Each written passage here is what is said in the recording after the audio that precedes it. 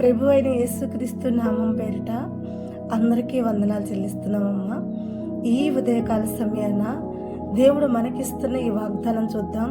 హెబ్రీలకు రాసిన పత్రిక 10వ అధ్యాయము 23వ వచనంలో దేవుడు మనతో మాట్లాడుతున్నాడు. వాగ్దానం చేసిన దేవుడు నమ్మదగినవాడు. చూడండి అమ్మా, వాగ్దానం చేసిన దేవుడంట నమ్మదగిన దేవుడంట. నువ్వు రోజు ప్రార్థన చేస్తూ కన్నీళ్లు కారుస్తూ, ప్రభా నాకు ఈ విషయంలో నువ్వు వాగ్దానం చేసి ఉన్నావు, కానీ నీ వాగ్దానం ఏమైంది ప్రభా? ఇచ్చిన దేవుడివి, నమ్మదగిన దేవుడు కదా, మరి నాకెందుకు నెరవేర్చబడట్లేదు? నువ్వు వాగ్దానం చేసి ఉన్నావు కదా, నాకు జాబ్ వస్తుందని, లేదా నాకు వివాహం అవుతుందని, మరొక గర్భఫలం గురించి, లేదా ఆరోగ్యం గురించి, నీ అప్పులన్నీ తీరిపోతాయి అనే దాని గురించి, నీ శత్రువులందరి చేతి నుంచి నేను విడిపిస్తాననే దాని గురించి, ఇలా ఏ విషయం నిమిత్తమైతే నువ్వు ఎత్తిపెట్టి ప్రార్థన చేసావో ఆ ప్రార్థన దేవుడు విని నీకు ఒక వాగ్దానం చేసి ఉన్నాడు. ఆ వాగ్దానం ఇంకా నీ ఎడల నెరవేర్చబడలేదని నువ్వు కుంగిపోతూ కన్నీరు కారుస్తూ ప్రార్థన చేస్తున్నావేమో. అయితే నీతోనే మాట్లాడుతున్నాడు దేవుడు. ఏమని మాట్లాడుతున్నాడంటే, భయపడవద్దు, వాగ్దానం చేసిన నేను నమ్మదగిన వాడిని. నమ్మిచ్చి నేను చేయకుండా ఉండేవాడిని కాదు, మాటిచ్చి మాట తప్పుటకు నేను మానవుడిని కాదు, దేవుడిని. కనుక నేను చేసిన వాగ్దానం నీ ఎడల నెరవేర్చబడాలంటే కొన్ని దినములు నువ్వు శ్రమ పడాలి. దేవుడు అంటున్నాడు, శోధింపబడిన మీదటే నువ్వు సువర్ణగా మార్చబడతాం. బంగారం సైతము కూడా కొలిములో కాలకపోతే దాని యొక్క విలువ అందరికీ తెలియదు. కనుకే ఈ శ్రమలనే కొలువులో నువ్వు కాలకపోతే ఈ వాగ్దానం విలువ నీకు తెలియదు కదా. ఈ వాగ్దానం విలువ నీకు తెలియాలంటే మొదట నువ్వు శ్రమ పడాలి. ఈ శ్రమల్లో నుండి దేవుడు నిన్ను విడిపించాలి. విడిపించినప్పుడు ఈ వాగ్దానం విలువ నీకు తెలిసిద్ది.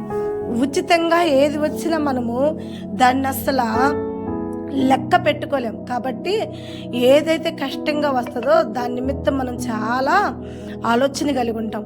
వాగ్దానము మనకు ఈజీగా వస్తే దాని విలువ మనకు తెలియదు. కాబట్టి కొన్ని శ్రమలనే మార్గంలో మనం ప్రయాణం చేసినప్పుడు ఆ శ్రమల విలువ మనకు తెలిసిద్ది, ఆ వాగ్దానం విలువ కూడా మనకు తెలిసిద్ది. అలా అని చెప్పి వాగ్దానం చేసిన దేవుడు శ్రమలు పెట్టి మీకు ఇచ్చిన వాగ్దానం నెరవేర్చకుండా ఉండేవాడైతే కాదమ్మా.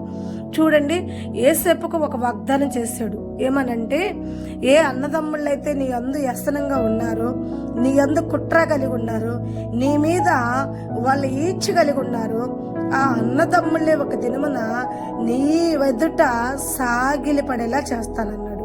అందంలోనే ఏసేపుకి చేయలా. ఎందుకంటే వాగ్దానం ఇచ్చినమ్మటినే ఏసేపు అన్నలు వచ్చి ఏసేపు కాళ్ళ మీద పడితే ఏసేపుకు దేవుడు వాగ్దానం విలువ తెలిసేది కాదు. కానీ ఏసేపు ఎన్ని శ్రమలు అనుభవించిన తర్వాత, ఎన్నో కష్టాలు పడ్డ తర్వాత చివరిగా ఏసేపు కష్టాలన్నీ దేవుడు తీర్చి ఇచ్చిన వాగ్దానం నెరవేర్చిన ప్రకారంగా ఏ అన్నలైతే ఏసేపును బాధ పెట్టారో వాళ్ళే వచ్చి ఆయనకి సాగిలి పడేలా చేశాడు. శారాకు వాగ్దానం ఇచ్చాడు, నువ్వు భయపడద్దు, నువ్వు గొడ్రాలు అనే పేరు లేదు, నీకు సంతానం ఉంటుంది, విసక్క రేణులు అల్లే నువ్వు దీవించబడతావు, గనపరచబడతావు అంటే శారా కూడా కొన్ని దినములు ఎదురు చూసి చాలా ఆశపడి తర్వాత ఏమనుకుందంటే, ఈ వాగ్దానం ఇంకా నెరవేర్చబడదులే, దేవుడు చేసాడు కానీ అది నెరవేర్చలేదు నా పట్ల అనుకుంది. మరొక సందర్భంలో చాలా నవ్వింది కూడా.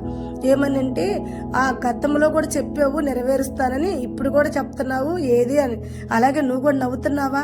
దేవుడు ప్రతి రోజు నీతో మాట్లాడుతున్నప్పుడు, ప్రతి మెసేజ్లో నీతో మాట్లాడుతున్నప్పుడు అలాగే నవ్వుకుంటున్నావా శారావలే? దేవుడు మాటలు వినటానికే చాలా బాగుంది, కానీ ఇవి నా జీవితంలో నెరవేర్చే అవకాశం అయితే లేదు అని చెప్పి అనుకుంటున్నావా? వద్దు.